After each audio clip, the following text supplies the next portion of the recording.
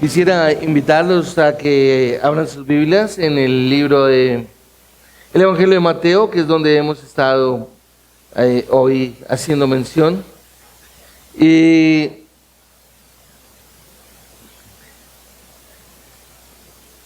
¿qué pasaría si nosotros nos encontráramos personalmente con el Señor Jesucristo y nos preguntara realmente si nosotros pertenecemos al reino de los cielos? ¿Cuál sería la respuesta que con certeza le daríamos al Señor? Y pienso que esa pregunta no está fuera de tono ni de base, porque de alguna manera fue la misma que el Señor Jesucristo le dijo a Nicodemo.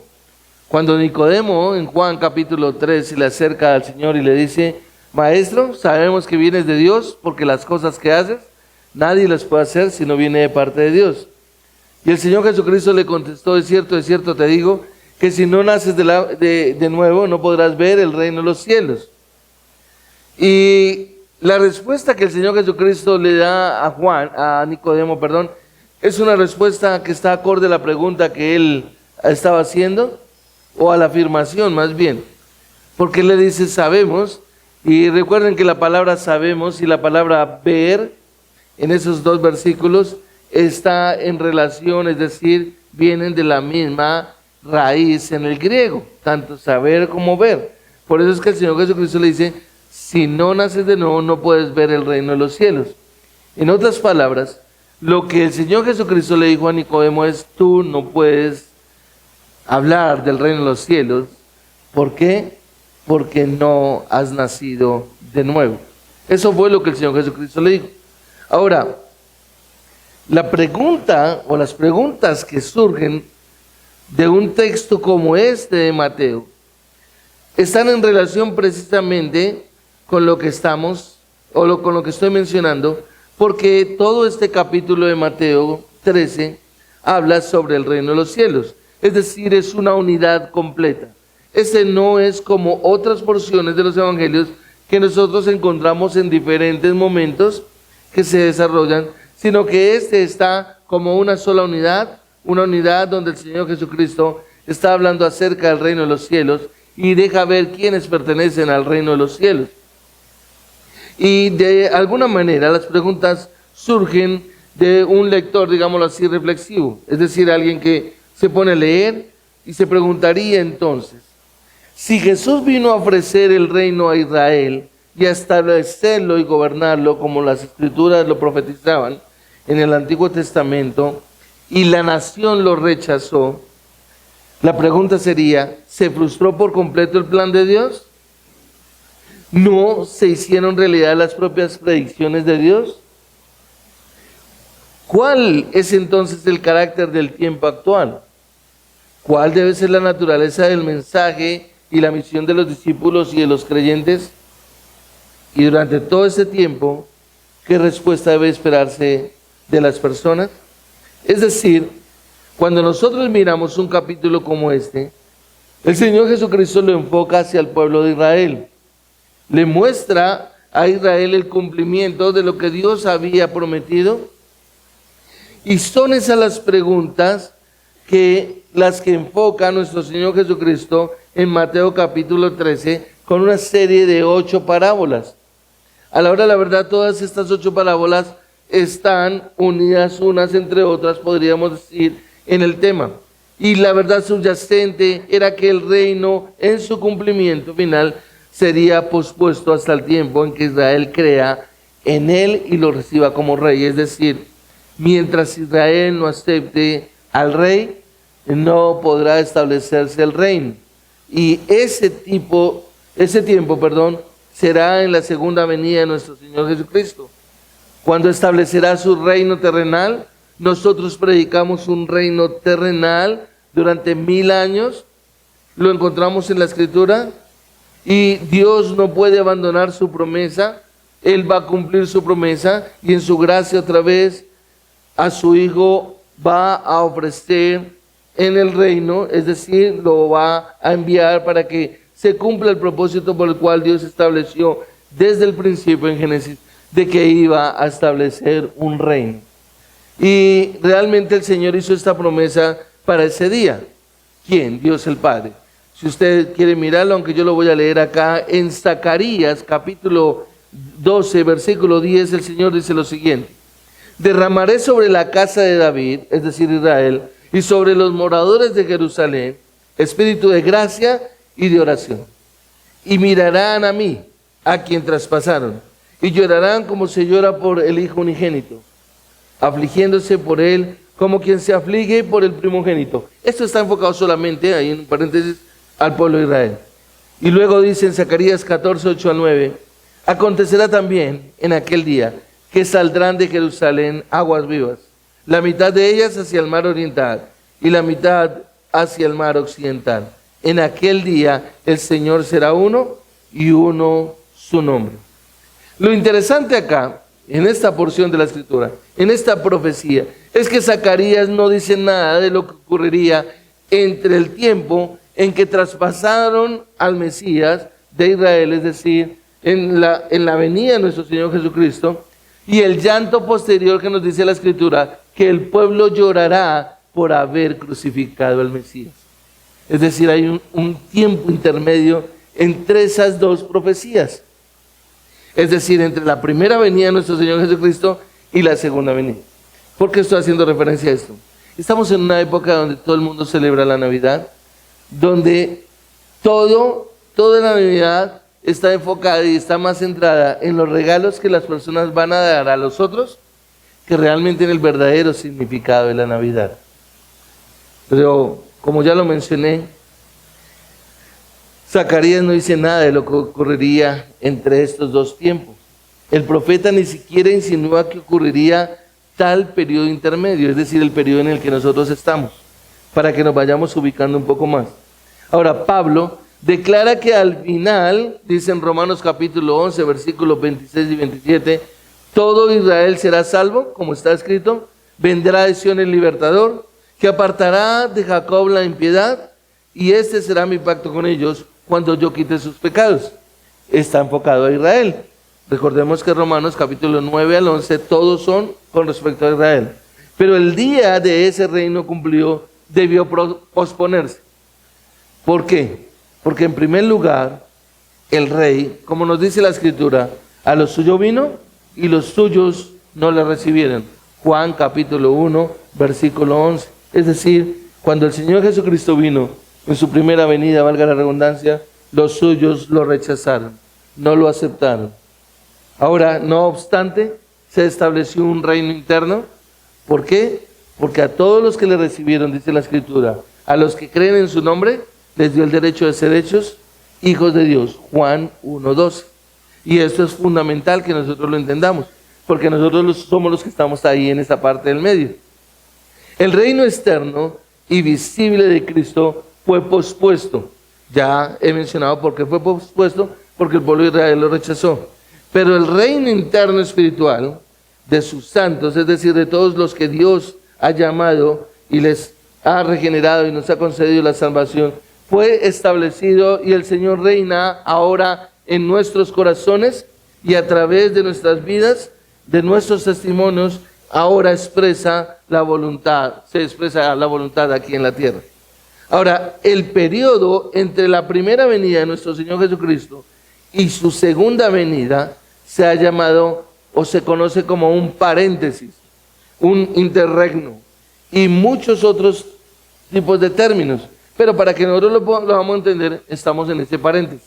La iglesia del Señor es la que está en ese paréntesis. Se trata de un periodo que no fue revelado en el Antiguo Testamento, un periodo al cual Jesús se refirió como los misterios de los reinos de los cielos. Y es ahí donde quiero que nos centremos un poco. En cuanto a los misterios del reino de los cielos, usted lo verá ahí en el versículo 11, cuando precisamente el Señor dice, porque a ustedes se les ha concedido conocer los misterios del reino de los cielos, pero a ellos no se les ha concedido. En las 8 parábolas del capítulo 13, en sus respectivas explicaciones, nuestro Señor Jesucristo describe el periodo interino, el paréntesis que he mencionado, el periodo que comenzó con el rechazo que le hicieron a Él y la crucifixión. Mataron al Rey de Gloria, al Hijo de Dios, y que ha continuado hasta el tiempo actual, y por eso nosotros esperamos la segunda parte de la profecía de Zacarías. Por supuesto que más al pueblo de Israel. Y una comprensión de este periodo era esencial para los discípulos cuando se dispusieran ellos a evangelizar. Es decir, ellos tenían que entender, tener claridad qué era lo que estaba pasando, porque si no, ¿cómo iban a salir a evangelizar? Y personalmente creo que la iglesia ha perdido esa perspectiva de evangelizar. ¿Y cuál es el propósito de evangelizar? Muchas veces decimos, pues, buscar las almas perdidas y salvarlas. Bueno, primero que todo, toda la humanidad está perdida. Y segundo, nosotros no podemos salvar a nadie, ¿sí? Ahora lo que sí tenemos que hacer es ir con el entendimiento y la comprensión de por qué necesitamos evangelizar. Ahora, como ya lo mencioné, esa comprensión de este periodo era esencial para que los discípulos pudieran evangelizar. Y las parábolas realmente eran una forma común de enseñar en el judaísmo. No era algo raro, desconocido. Para que comprendamos un poquito más, el término griego para las parábolas aparece 45 veces en la Septuaginta. La parábola es una larga analogía, frecuentemente presentada en la forma de una historia, y antes de este punto, en su ministerio, nuestro Señor Jesucristo había empleado muchas analogías gráficas. Por ejemplo, en Mateo capítulo 5, versículo 13 al 16. Pero el significado de estas había sido bastante claro en el contexto de sus enseñanzas. Ahora, las parábolas, que es donde vamos a centrar nuestra mirada aquí en este capítulo 13, requerían una mayor explicación. Si usted mira ahí en el versículo 36, dice: entonces Jesús dejó a la multitud y entró en la casa, y se acercaron a sus discípulos diciendo: explícanos la parábola de la cizaña del campo. Y Jesús lo que hizo al emplear las parábolas fue para oscurecer, escuchen bien esta parte, iglesia, la verdad ante los incrédulos, mientras lo hacía clara a sus discípulos. Y lo encontramos aquí en el versículo 11 que yo acabé de leer: porque a ustedes se les ha concedido conocer los misterios del reino de los cielos, pero a ellos no se les ha concedido. Versículo 12: porque a cualquiera que tiene se le dará más y tendrá en abundancia, pero a cualquiera que no tiene, aún lo que tiene se le quitará. Y muchas veces nosotros leemos estas porciones de la Escritura, pero como que las pasamos por alto y no le prestamos atención. Lo que el Señor Jesucristo precisamente hizo fue hablarles acorde a la disposición del corazón que había en ellos y a la comprensión. Por el resto de su ministerio en Galilea, el Señor Jesucristo habló a las multitudes única y exclusivamente en parábolas. Observe ahí el versículo 34 del mismo texto. Todo esto habló Jesús en parábolas a las multitudes, y nada les hablaba sin parábola. Nada. El acto de Jesús de velar la verdad ante los incrédulos fue tanto un acto de juicio como un acto de misericordia. Y esto es muy, muy, muy importante. Cuando yo menciono que el acto de Jesús de velar la verdad ante los incrédulos, es decir, prácticamente quedaría tapado, fue un acto de juicio, pero también un acto de misericordia. Un acto de juicio porque los mantuvo en la oscuridad que tanto amaban. Es decir, ellos amaban la oscuridad. Usted recordará Juan capítulo 3, versículo 19, que dice que la luz vino al mundo, pero los hombres amaron más las tinieblas que la luz, porque sus obras eran perversas. Es decir, aquí hay un problema en el corazón. Y fue también un acto de misericordia. ¿Por qué? Porque ellos ya habían rechazado la luz. De forma que cualquier exposición adicional a la verdad solo habría aumentado la condenación de ellos. Ahora, lo que tenemos que ver es que desde el inicio de la iglesia en Pentecostés quedó marcada por la primera venida de nuestro Señor Jesucristo y la promesa de su regreso en su segunda venida.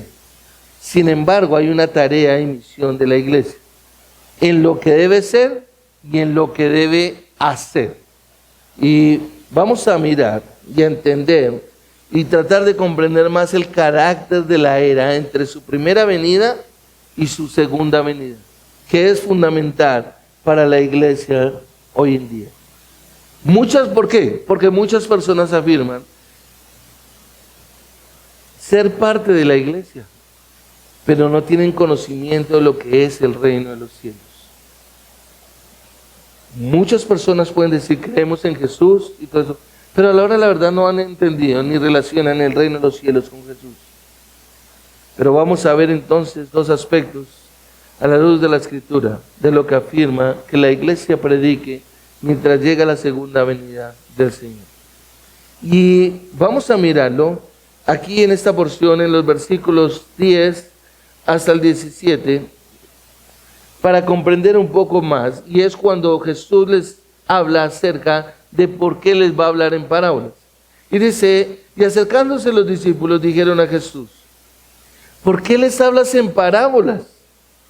Jesús les respondió, porque a ustedes se les ha concedido conocer los misterios del reino de los cielos, pero a ellos no se les ha concedido. Porque a cualquiera que tiene se le dará más, y tendrá en abundancia. Pero a cualquiera que no tiene, aún lo que tiene se le quitará. Por eso les habló en parábolas, porque viendo no ven, y oyendo no oyen ni entienden. Y en ellos se cumple la profecía de Isaías que dice, al oír ustedes oirán, pero no entenderán, y viendo verán, pero no percibirán. Porque el corazón de este pueblo se ha vuelto insensible, y con dificultad oyen con sus oídos, y han cerrado sus ojos. De otro modo oirían con los ojos, oirían con los oídos, y entenderían con el corazón, y se convertirían, y yo los sanaría. Versículo 16, pero dichosos los ojos de ustedes, porque ven, y sus oídos porque oyen. Porque en verdad les digo que muchos profetas y justos desearon ver lo que ustedes ven, y no lo vieron, y a oír lo que ustedes oyen, y no lo oyeron. Esta es una porción de la Escritura realmente espectacular. Los discípulos le están preguntando a Jesús, ¿por qué les hablas en parábolas? ¿Sí?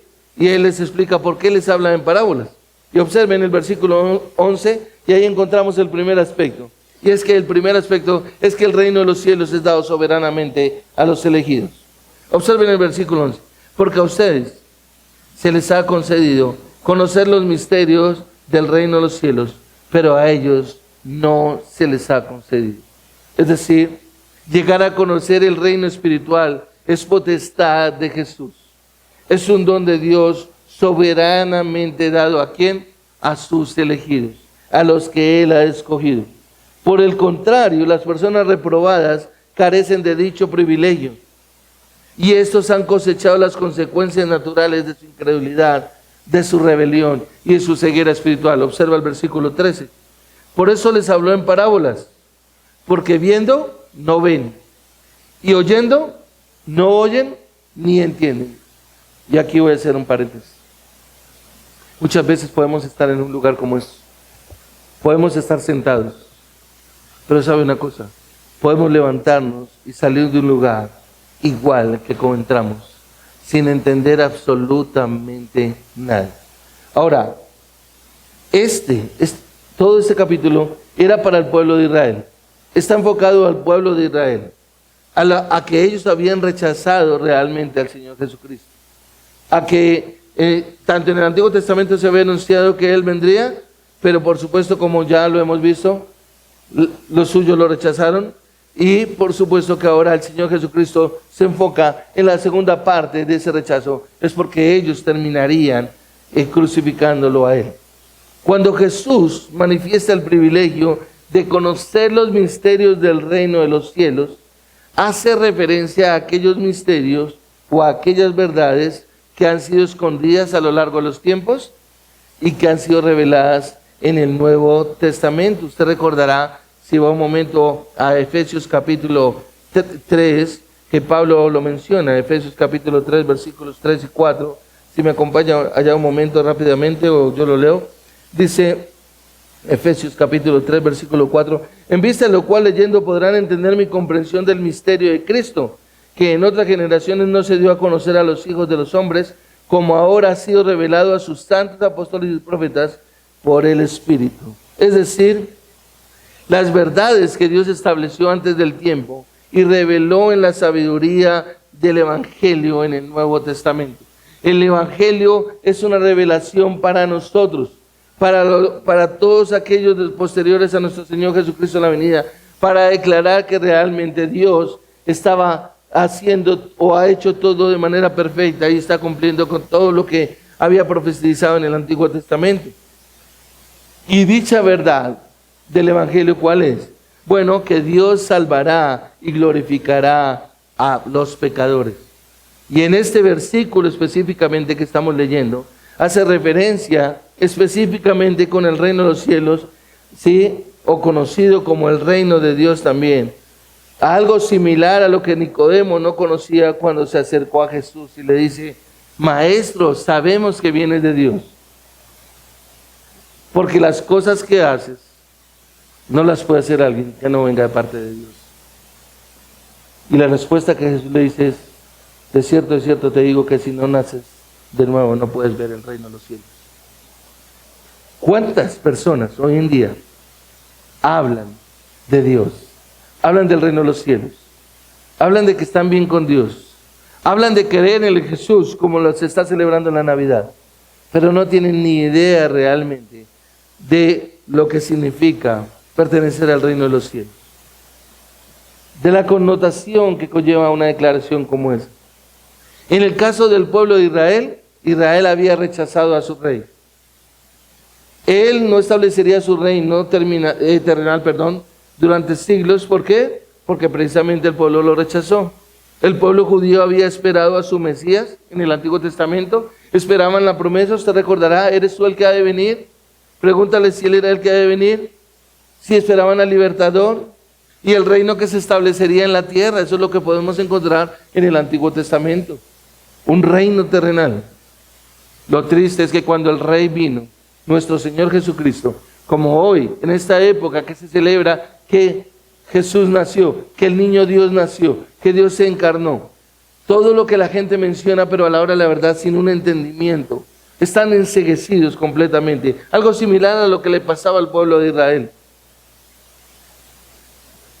Cuando el Señor Jesucristo vino, cuando el Rey de Gloria vino, no les agradó y lo rechazaron tanto a Él como a su reino.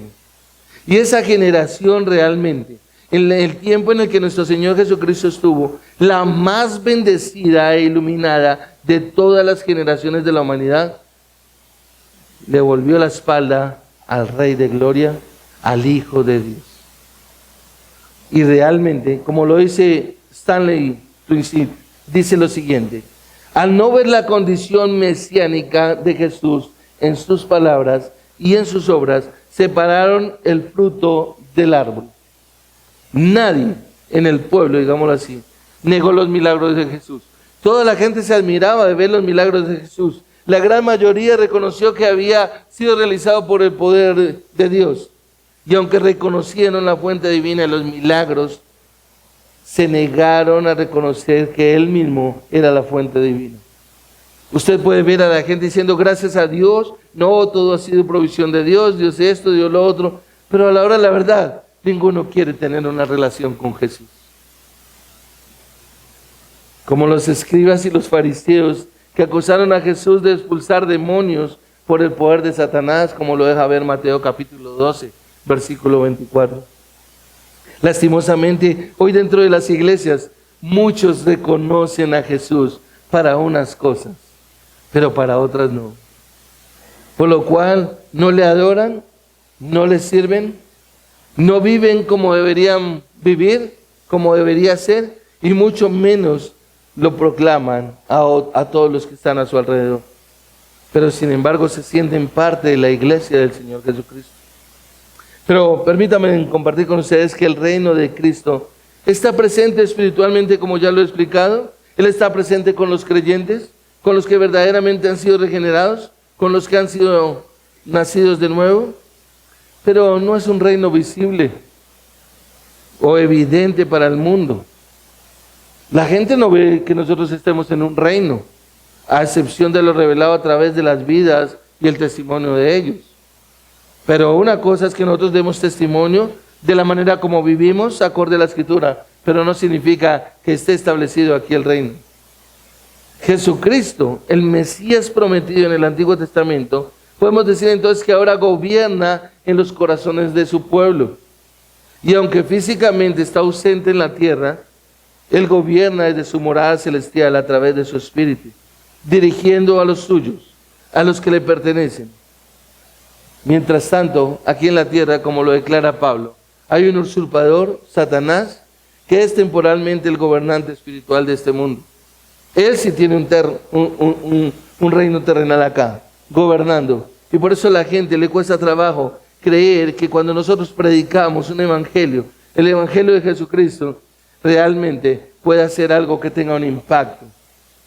Lastimosamente, aún dentro de la iglesia, muchas personas no están convencidas verdaderamente de ser parte del reino de los cielos.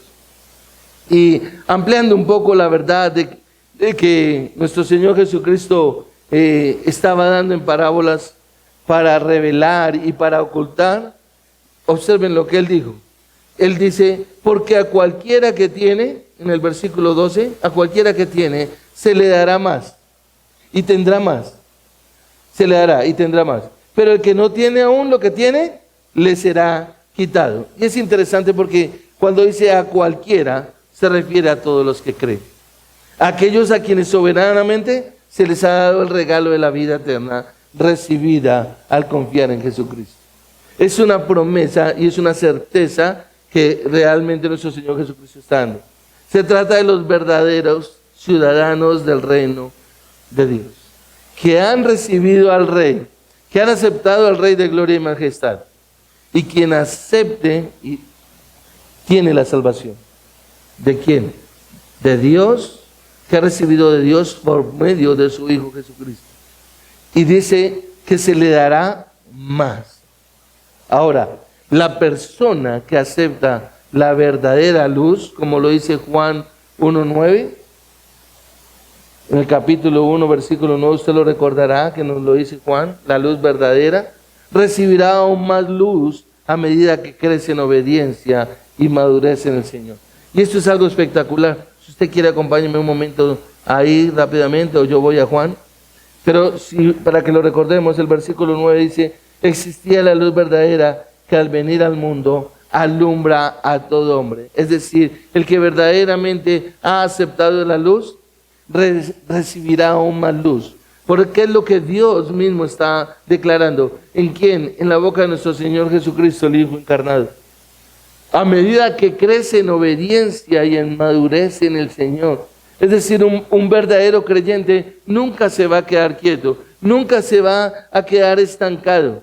El creyente que vive según la luz que tiene en Cristo recibirá continuamente más y más luz. Es decir, se le va a entregar más. Es lo que el Señor Jesucristo les estaba diciendo aquí al pueblo de Israel. Ahora, pero está la otra parte negativa. Pero el destino del incrédulo es exactamente todo lo contrario. ¿Por qué? A causa de su incredulidad.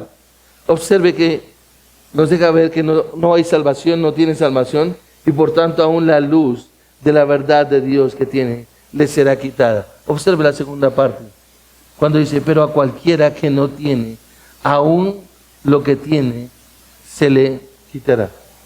Y por supuesto que nuestro Señor Jesucristo está haciendo referencia a que al pueblo de Israel se le había entregado todo para que creyera en el Hijo de Dios que vendría, sería el cumplimiento, pero ellos lo rechazaron.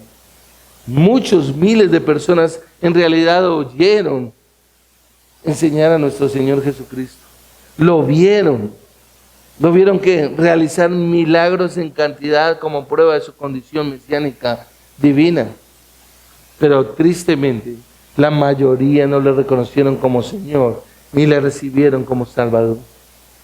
Muchísimas personas pueden decir que caminan con el Señor, que están con el Señor, que creen en el Señor, pero a la hora de la verdad, dentro de la profundidad, de lo profundo más bien de su corazón, no lo tienen como Señor y como Salvador. En el caso del pueblo, fueron expuestos al Dios encarnado, tuvieron la oportunidad de tener al Dios encarnado. Hablamos de Navidad, hablamos de diciembre en esta época, hablamos de que se celebra el nacimiento del niño Dios o del Hijo de Dios, todo eso perfectamente, pero a la hora de la verdad, ellos, quienes fueron partícipes de ese nacimiento, en ese pesebre, de ese bebé, de ese niño, que era el Dios encarnado, el cumplimiento de la promesa, a la hora de la verdad, lo rechazaron y no lo reconocieron. Lo rechazaron ya sea por oposición directa o por descuido indiferente, pero terminaron rechazándolo. Y creo que esa es una evaluación para nosotros, para mirar y evaluar cómo nosotros verdaderamente conocemos al Jesús del que aseguramos conocer. Le dijeron no al rey en el caso del pueblo de Israel. Y puesto que no quisieron recibir la luz divina que brilló sobre ellos, realmente entraron en unas tinieblas espirituales. En una aplicación para hoy en día, nos damos cuenta que entre más nosotros podamos predicar el Evangelio y más lo rechacen, más habrá tinieblas y oscuridad en aquellos que han rechazado al Señor.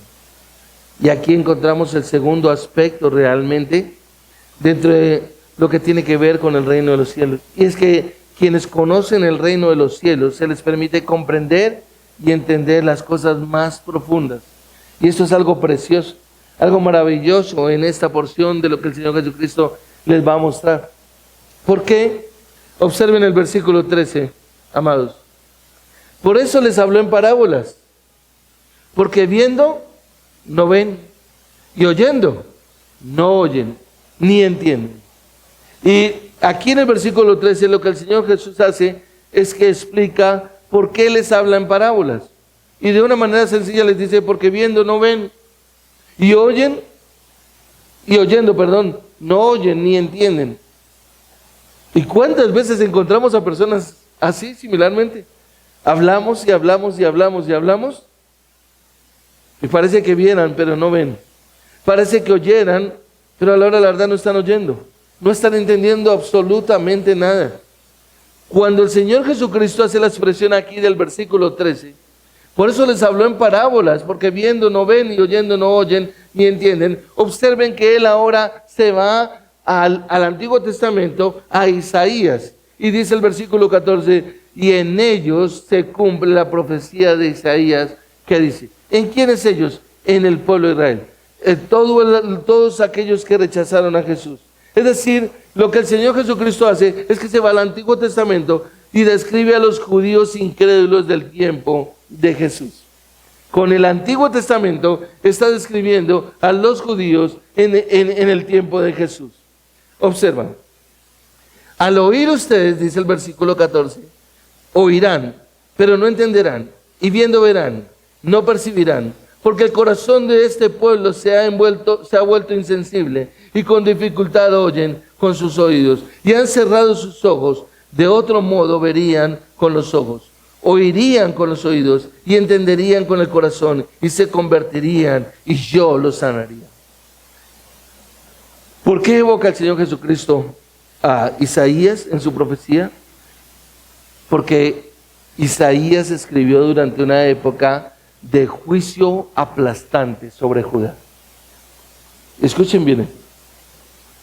Acababa de pronunciar una serie de maldiciones sobre el pueblo por la embriaguez, por el libertinaje, por la inmoralidad, por la deshonestidad, por la injusticia y por la hipocresía que caracterizaba al pueblo en el tiempo de Isaías. Ellos estaban a punto de ir cautivos a Babilonia como parte del juicio de Dios. Y sin embargo, ¿sabe qué? Sus corazones se endurecieron. Se negaron a volverse a Él, a humillarse, a buscar la misericordia del Señor y su ayuda. Y esto es un llamado también para nosotros como cristianos. Cuando la Biblia nos confronta, cuando nos deja ver nuestra condición de pecadores, y en vez de eso nosotros lo que hacemos es endurecer nuestro corazón. En el caso de Israel, Dios les habló por medio del profeta Isaías. Ahora, nuestro Señor Jesucristo les dice que aunque estaban escuchando, no entendían.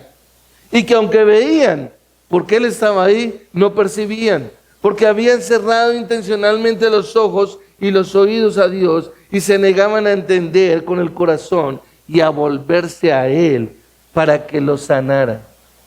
Porque decidieron hacer caso omiso a Dios y a su palabra. Esto es muy delicado. Cuando nosotros estamos en un lugar como estos, ante la exposición de la Escritura, si el predicador está predicando la Escritura Independiente de que me caiga bien o mal, yo tengo que estarle prestando atención a la Escritura. Yo tengo que saber que la palabra de Dios es la que está siendo expuesta. Y lo que sucedió es que Él los encerró judicialmente en su incredulidad para que temieran el juicio divino. Todo esto se cumplió en el juicio del cautiverio babilónico. Fue muy duro cuando uno realmente va y mira cómo Dios los trató en el cautiverio babilónico. Ahora, nuestro Señor Jesucristo lo que hace aquí es que les declara que el segundo cumplimiento estaba a punto de llevarse a cabo cuando Israel volvió a darle la espalda al Señor y enfrentaba el juicio de siglos de tinieblas y desesperación. Porque a la hora de la verdad el Señor vino y ellos lo rechazaron. Ellos le volvieron la espalda. Las parábolas de nuestro Señor Jesús eran una forma similar de juicio sobre la incredulidad. Quienes no aceptaron las claras y sencillas enseñanzas que les daba, como las del Sermón del Monte que encontramos precisamente ahí en Mateo, en el capítulo 5 al 7, no solo serían incapaces de entender las enseñanzas más profundas, sino que perderían el beneficio de la enseñanza y el testimonio milagroso que se les había concedido. A la hora de la verdad, iglesia, nosotros tenemos que aprender de esto, porque esto es para el pueblo de Israel, pero también para nosotros, en una implicación, es que a nosotros se nos ha concedido la gracia para escuchar la palabra de Dios. Es un privilegio, mis amados. No es algo religioso, no puede ser el pensar que yo vengo a un lugar como estos a sentirme bien, a servir, a ayudar, sin prestarle atención a la palabra de Dios. Cuando los hombres optan por creer la palabra de Dios y confiar en su gracia, Él les concede salvación y cada vez más verdad por la cual andar y adorar al Señor. Jesús les dijo a sus discípulos: bienaventurados vuestros ojos, porque ven, y vuestros oídos, porque oyen. Observen el versículo 16 y 17. Pero dichosos los ojos de ustedes, porque ven, y sus oídos, porque oyen. Porque, versículo 17, porque en verdad les digo que muchos profetas y justos desearon ver lo que ustedes ven y no lo vieron, y a oír lo que ustedes oyen y no lo oyeron. Y aunque nosotros no estamos aquí en la época de Jesús, teniendo a Jesús en presencia, sabemos que su palabra es palabra viva, palabra verdadera, y nosotros tenemos la oportunidad. Pero ¿cuántas veces? ¿Y cuál es la actitud más bien que podemos tener frente a una exposición de la palabra de Dios? Los cristianos pueden entender hasta las cosas más profundas de la palabra de Dios. ¿Por qué? Porque las tienen escritas en el Nuevo Testamento y están iluminados por el Espíritu Santo que mora en ellos. Primera de Corintios capítulo 2 versículos 9 al 10 nos lo declara. Si usted vaya en un momento, Primera de Corintios capítulo 2 versículo 9 dice en la Escritura: sino como está escrito, cosas que ojo no vio ni oído oyó ni han entrado al corazón del hombre son las cosas que Dios ha preparado para los que lo aman. Pero Dios nos las reveló por medio del Espíritu, porque el Espíritu todo lo escudriña, aún las profundidades de Dios. Qué bendición tan grande cuando nosotros podemos estudiar la Escritura, cuando podemos ir a la Escritura y comprenderla, cuando nosotros vemos y empezamos a ver cómo Dios nos da esa claridad para comprender la Escritura. No nos quedamos solamente con sentirnos bien en un domingo de predicación. Eso es ser un religioso. Para los creyentes debe haber iluminación divina, que se le promete a todo cristiano que investiga la palabra de Dios y confía en el Espíritu Santo que mora en su interior. Primera de Juan capítulo 2 versículo 20 y versículo 27 nos dice que nosotros ya tenemos la unción del Padre y la unción del Hijo. Y como cristianos no solamente la revelación completa de Dios en las Escrituras, sino al mismo autor de las Escrituras viviendo entre nosotros para explicar, interpretar y aplicar las verdades. Nosotros tenemos, y cuando digo nosotros me refiero en forma personal, Podría decir yo, ¿a qué? A la presencia del Espíritu Santo morando en mí que me permite entender la Escritura, pero que también puede ser en usted. Usted tiene que mirar que esté creciendo. Usted no se puede quedar. Si usted no está creciendo, de verdad preocúpese.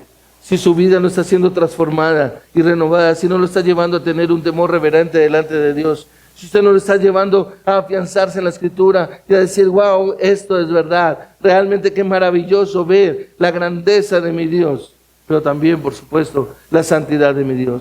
Mateo capítulo 13, en Mateo capítulo 13 Jesús deja ver en cada una de las 8 parábolas cómo se hacen comprensibles y entendibles para todos aquellos que sus ojos y sus oídos han sido abiertos para que en obediencia las apliquen a sus vidas, tanto en lo personal como en lo general, a nivel del cuerpo, que es la iglesia. Es decir, como la iglesia del Señor que está llamada a predicar el Evangelio, a anunciar las buenas de salvación, a testificar que el reino de la luz, que el reino de Dios, que el reino de los cielos ha mostrado al Rey venidero. Nosotros tenemos que predicar al Rey venidero. Sí, celebramos la Navidad, celebramos que un día vino Jesús, celebramos que el Señor Jesucristo vino, pero nuestro mayor anhelo debe ser que Cristo regresa y debemos anhelar ese pronto regreso.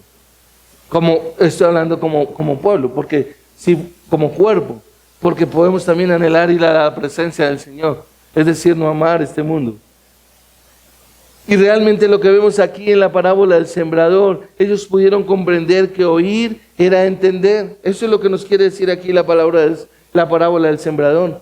Porque como el Señor les había acabado de decir, la fe que tenían les permitía que sus ojos vieran y que sus oídos oyeran lo que los incrédulos no podían ver ni oír. Recuerda versículo 11 y 12, porque a ustedes se les ha concedido conocer los misterios del reino de los cielos, pero a ellos no se les ha concedido, porque cualquiera que tiene se le dará más y tendrá en abundancia, pero cualquiera que no tiene aún lo que tiene se le quitará. Versículos 17 y 18, pero dichosos los ojos de ustedes porque ven y sus oídos porque oyen. Eso es algo precioso, eso es algo maravilloso, porque en verdad les digo que muchos profetas y justos desearon ver lo que ustedes ven y no lo vieron. Mira lo que el Señor Jesucristo declara, porque en verdad les digo que muchos profetas y justos desearon ver lo que ustedes ven y no lo vieron. Es un privilegio, entonces ¿por qué rechazarlo? Sin embargo, esos profetas obedecieron a Dios, creyeron a Dios e hicieron lo que Dios demandó. Nosotros, que tenemos toda la Escritura, ¿por qué la vamos a despreciar? En la parábola aquí del sembrador, es interesante que no dice quién es el sembrador, sino que dice, el sembrador salió a sembrar. Bueno, sabemos por el versículo 37, si tú lo miras, que Jesús le respondió, el que siembra la buena semilla es el Hijo del Hombre. En la parábola del sembrador, el que siembra la buena semilla es el Hijo del Hombre. ¿Podemos cerrar la puerta, por favor? Y en un sentido más amplio, cualquier creyente que predica o testifica del Evangelio es un sembrador que siembra la palabra de Cristo. Por lo tanto, la parábola se aplica a toda presentación verdadera del Evangelio. Es decir, el Señor Jesús aquí en la parábola, el Hijo del Hombre, es el sembrador. Bueno, ahora somos nosotros los que tenemos la responsabilidad de ir y predicar el Evangelio. La obra de testificar de Cristo no es fabricar un mensaje para crear una semilla sintética o modificar la semilla dada, sino realmente sembrar la revelación de Dios al proclamarla exactamente como Él la ha dado. En otras palabras, la parábola del sembrador gira alrededor de la proclamación del Evangelio de salvación, anunciando la palabra acerca del Rey y su reino. La iglesia está llamada a predicar precisamente sobre el Rey de gloria y sobre el reino que establecerá por 1000 años. Por lo cual todo aquel que reconoce el reino al que pertenece testifica de dicho reino. Y para eso tiene que haber un convencimiento en nuestro corazón como iglesia de que verdaderamente nuestro Señor viene por 1000 años. Hay veces encontramos personas que yo no sé, yo como que lo dudo. Yo como que no me atrevo a decir nada. No, yo como que me quedo mirando las posturas a ver si sí o si no. No, tenemos la Escritura, tenemos la palabra de Dios y podemos ver que realmente es eso. Y podemos darnos cuenta de ahí en adelante, en los versículos 24 hasta el 43, que Jesús deja ver cómo es expuesto el Evangelio y la respuesta que se encontrará en cada persona que lo escuche. Lo que encontramos en las siguientes parábolas es eso, ver la respuesta a las personas. En términos simples, aquellos que la obedecen y crecen son los que tienen los ojos abiertos. De igual manera, aquellos que no crecen ni reaccionan dejarán ver que ni ven ni oyen en realidad la palabra del Señor. Y podemos decir, estamos cerrando un año, el año 2025. La pregunta es, ¿qué tanto crecí espiritualmente? ¿Qué tanto pude madurar? ¿Qué tan firme me siento en las cosas del Señor? Podríamos entonces decir que obedecemos y crecemos a la Escritura, que en nuestro corazón está ese anhelo por obedecer al Señor. Entonces podemos decir que tenemos los ojos abiertos. Pero como ya lo mencioné también, aquellos que no crecen ni reaccionan, dejan ver que ni ven ni oyen en realidad la palabra del Señor. No pasó nada, sus vidas no han cambiado.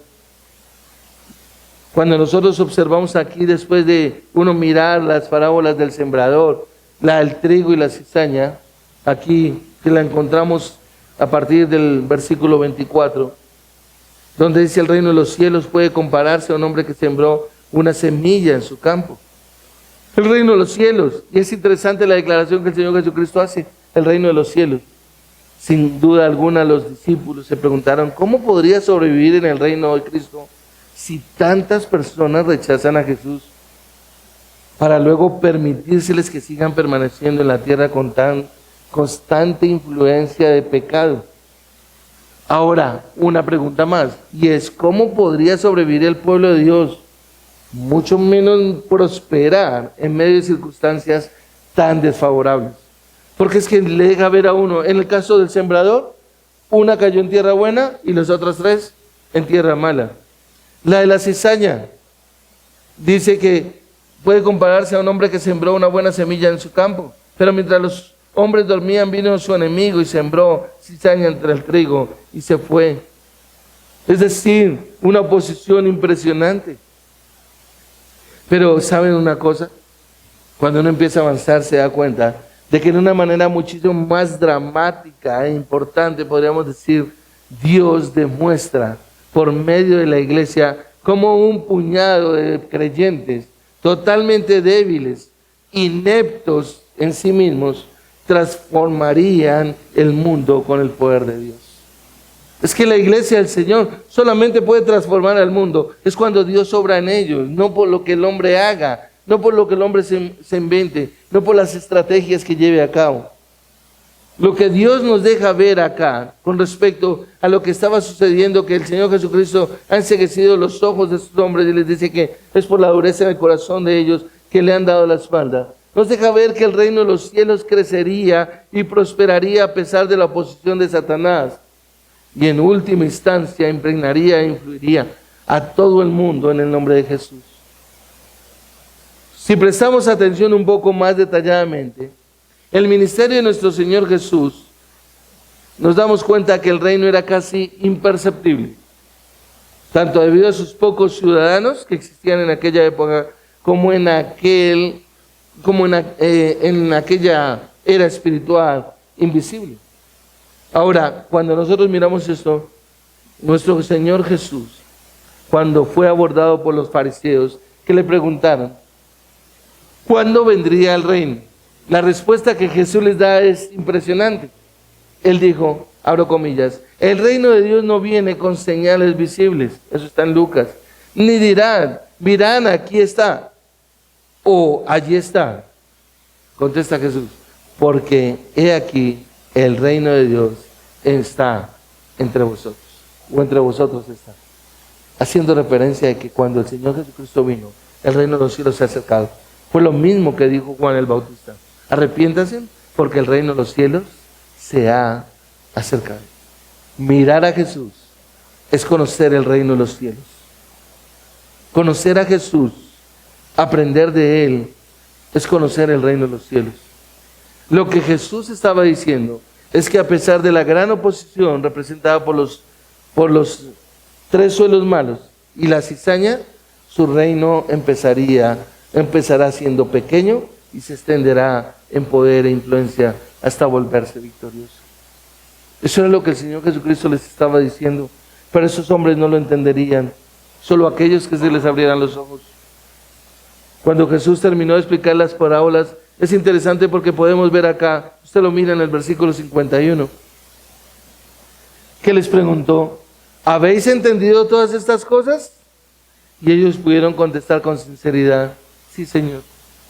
Qué hermoso, qué maravillosa esa expresión en el versículo 51. ¿Han entendido ustedes todas estas cosas? Sí, le dijeron ellos. ¿Ah? Qué interesante. No es que ellos fueran más inteligentes que los judíos incrédulos. Y presta la atención a esto, porque es importante. Los escribas y los fariseos eran muy educados. Habían estudiado las escrituras con diligencia desde su juventud, pero sus ojos estaban enceguecidos a la verdad de la enseñanza de Jesús a causa de su incredulidad. Puede haber personas que tengan una teología correcta, pero un corazón incrédulo a ver realmente la grandeza y magnificencia de nuestro Dios. Por otra parte, los ojos de los discípulos podían ver y sus oídos podían oír porque creyeron. Mira esto, estamos en una época donde tú le puedes decir a las personas: al nacer nuestro Señor Jesucristo, nos damos cuenta que lo pusieron, como bien nos dicen, en un pesebre, en medio de las vacas, de ovejas, de cabras y de otros animales, oliendo terrible. Podemos ver que la región de Judea en la que nació y de Galilea, donde creció, eran importantes lugares aislados del Imperio Romano. Es decir, nada que ver. En la comarca Galilea, Nazaret no estaba entre los pueblos más prometedores. ¿Se acuerdan? Una realidad que motivó a Natanael a preguntarle a Felipe: ¿de Nazaret puede salir algo bueno? Ninguno de los 12 discípulos provenía del liderazgo religioso judío, ni la aristocracia económica y social. Eran pocos en número, eran hombres sin educación, eran temerosos, débiles, inseguros en sí mismos, lentos para entender y creer, y por lo general no calificados para ser líderes de algún reino terrenal importante. El grupo de creyentes que se reunió en el tiempo de Hechos para orar en Jerusalén, justo antes de Pentecostés, ascendía tan solo a 120 personas. Se cree que una iglesia moderna de ese tamaño, como la nuestra, inferior, es muy pequeña, pero ese fue el núcleo de la iglesia primitiva. Es decir, entender lo que se está enseñando, lo que la palabra de Dios dice, lo que se está predicando. Cuando nuestro Señor Jesucristo ascendió al cielo, en sentido figurado y relativo, su reino en la tierra era mucho más pequeño, incluso que un grano de mostaza, que es lo que Jesús menciona aquí, en la parábola del grano de mostaza. En la parábola de la levadura, Jesús deja ver que las cosas pequeñas pueden tener gran influencia. En la misma forma en que una pequeña cantidad de masa fermentada puede impregnar una gran cantidad de masa sin levadura hasta hacerla crecer. El poder, iglesia, escúchalo bien, del reino de los cielos es supremamente grande, mucho más grande que su tamaño y su apariencia original que se pudiera ver. No tenemos idea. ¿Recuerdas que Pablo ora y dice: pido que por medio del Espíritu, pido que les sea dado el Espíritu de sabiduría y de entendimiento para que lo conozcan mejor? Y luego dice: y que ilumine los ojos del entendimiento para que sepan a qué esperanza han sido llamados y cuáles son las riquezas de su gloriosa herencia entre los santos. Es decir, cuál es el poder del Espíritu Santo obrando verdaderamente dentro de la iglesia. La parte más pequeña del reino, escúchalo bien, que está puesta en el mundo, tiene la influencia, porque contiene el poder de su propio espíritu, del propio Espíritu de Dios. La influencia del reino, escúchalo bien, es la influencia del rey, de su palabra y de su pueblo fiel. Está compuesto de esas tres partes. La influencia del rey, la de su palabra y la de su pueblo fiel. Cuando nosotros encontramos aquí la parábola de la levadura, que nos dice que 3 medidas de harina era aproximadamente el equivalente moderno de un montoncito, como llamamos nosotros. Pero tan grande cantidad de masa era común en la mayoría de los hogares de aquella época, porque el pan era el principal elemento de las comidas. Y esa fue más o menos la misma cantidad de pan que Abraham le pidió a Sara que horneara para el Señor y los 2 visitantes angelicales en Génesis 18:6, que Gedeón preparó delante del ángel del Señor en Ofra, en Jueces capítulo 6, versículo 19. Es decir, la influencia positiva del reino viene del interior, no de lo exterior. La levadura debe esconderse a fin de que tenga algún tipo de influencia. La idea no es de ocultarla para que no se vea, sino más bien de esconderla, es lo que se aprende ahí, en el sentido de penetración profunda, de impregnación total en el mundo. Tal como la levadura impregna por completo la masa. Es decir, nosotros somos los que podemos impregnar a las otras personas verdaderamente de lo que es una vida cristiana, de lo que es la iglesia del Señor, o de la misma manera contaminarla para separarla. Los cristianos no deben ser del mundo. Lo que nos está diciendo aquí en la parábola de la levadura nos deja ver que no deben ser del mundo, deben estar en el mundo, porque esa es la única manera en que el evangelio puede alcanzar y afectar al mundo. Juan capítulo 17, versículo 14 al 16 nos lo deja ver. Cristo envía a su pueblo al mundo, así como el Padre lo envió al mundo a él en el versículo 18.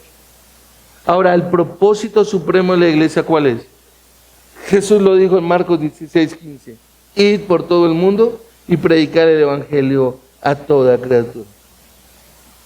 Cuando el verdadero reino de los cielos se refleja de manera fiel en la vida de los creyentes, su influencia en el mundo es penetrante y es positiva. La vida de Cristo dentro de cada creyente es fermento espiritual y moral en todo el mundo. Es ahí donde tenemos la responsabilidad de mostrar a Cristo en nuestras vidas, de esforzarnos, de estar rogando al Señor, de como lo veíamos en Efesios capítulo 5, versículo 10, examinando qué es lo que agrada al Señor, qué es lo que agrada al Señor constantemente. Un cristiano no tiene que ser un dirigente nacional. Hay veces pensamos que tienen que ser personas importantes. Un famoso actor. Uy, si aquí viniera a esta iglesia un famoso actor, de pronto llegaría mucha gente. O tal vez un cantante. ¿Qué tal que Maluma se volviera cristiano? ¿Sí? O fulano de tal, y de pronto viniera a esta iglesia. O un jugador de fútbol, como acostumbran a hacer algunas iglesias, de llevar a jugadores de fútbol que dicen ser cristianos. Figuras deportivas. Porque creemos que esa es la manera de influir el mundo para el Señor. Pero permítanme decirle que es el poder del reino de Dios dentro del creyente lo que hace eficaz su testimonio. Y esa es la influencia en el mundo que los cristianos deben tratar de tener, iglesia. Aquellos que están seguros de ser hijos del reino deben oír a Jesús. Deben oír lo que Jesús afirma, a fin de que su actitud esté de manera correcta en su vida diaria. ¿Por qué? Porque es Jesús quien los ha llamado a ser testigos en lugar de condenar, a amar en lugar de odiar, a mostrar misericordia en lugar de juicio. En esa manera demostramos ser irreprensibles y sencillos, hijos de Dios, sin mancha, en medio de una generación maligna y perversa, en medio de la cual resplandecemos como luminares en el mundo. Lo dice Filipenses capítulo 2, versículo 15.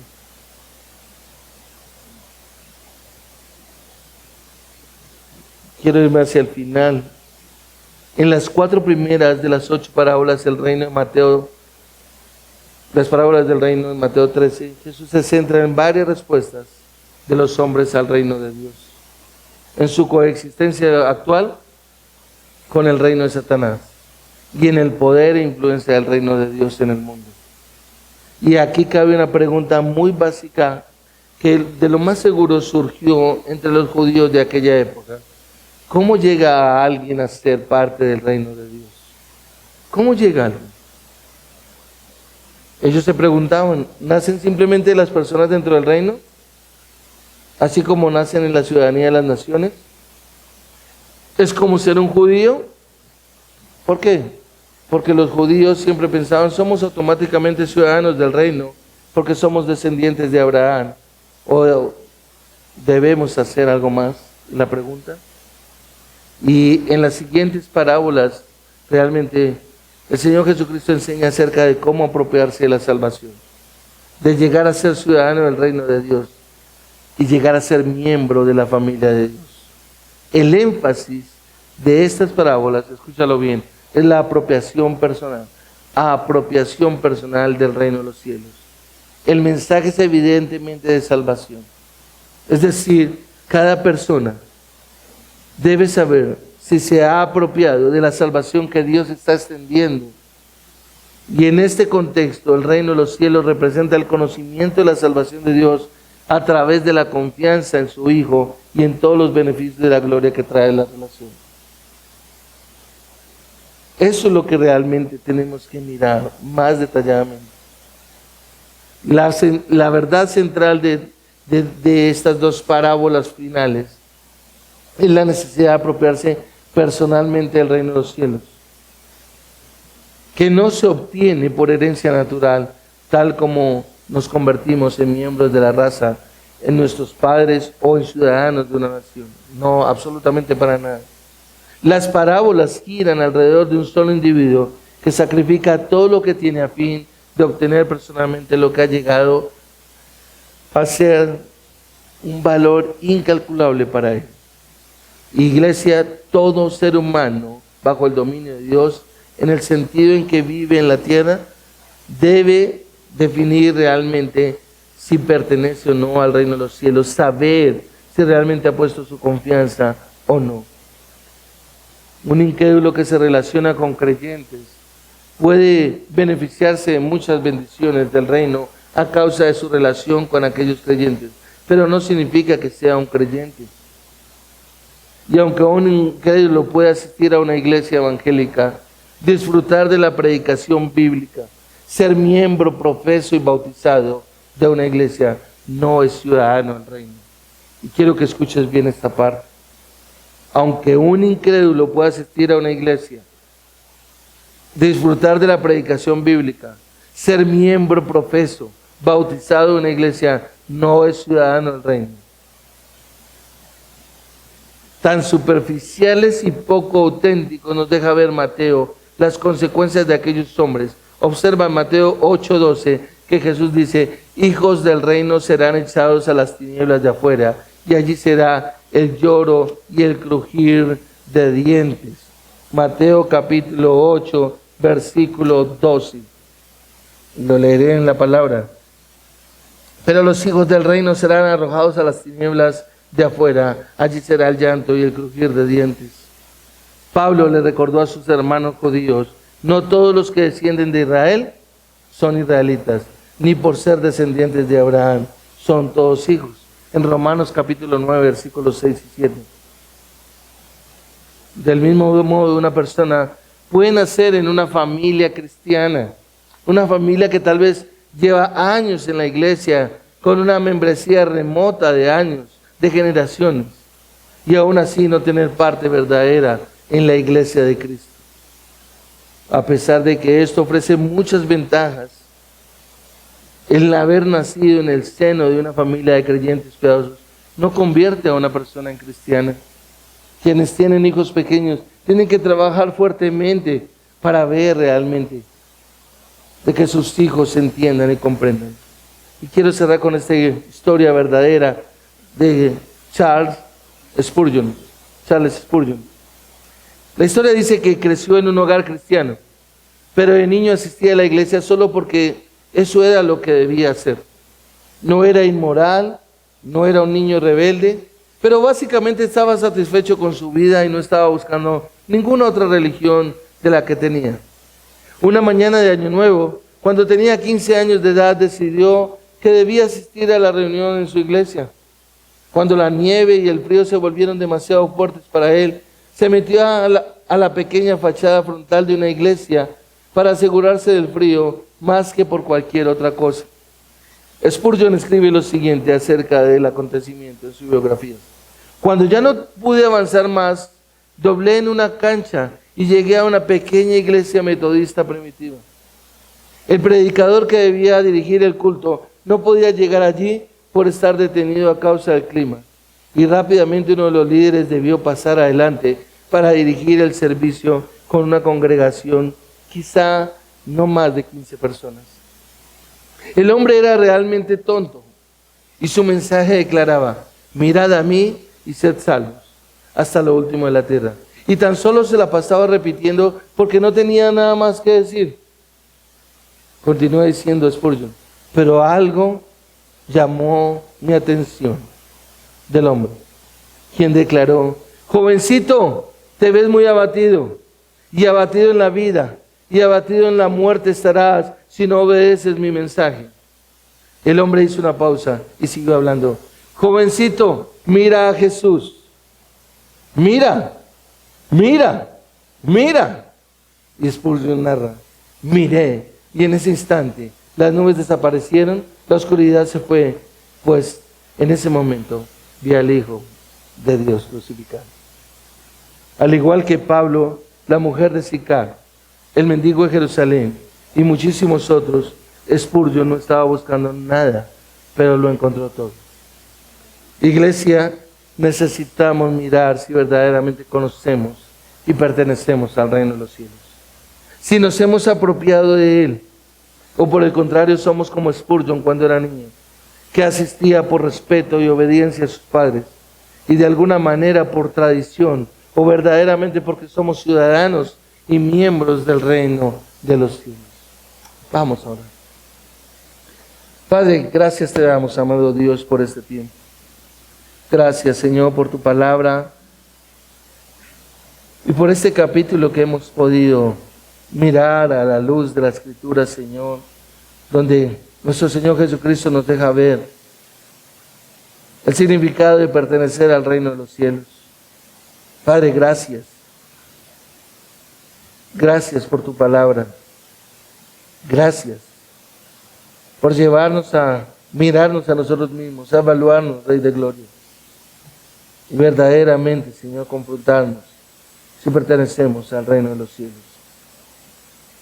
Rogamos que nos des la sabiduría, que nos des el entendimiento, que podamos ver que estamos creciendo en tu palabra, que estamos comprendiendo, Señor, que no es como nosotros creemos, sino como verdaderamente tu palabra lo menciona.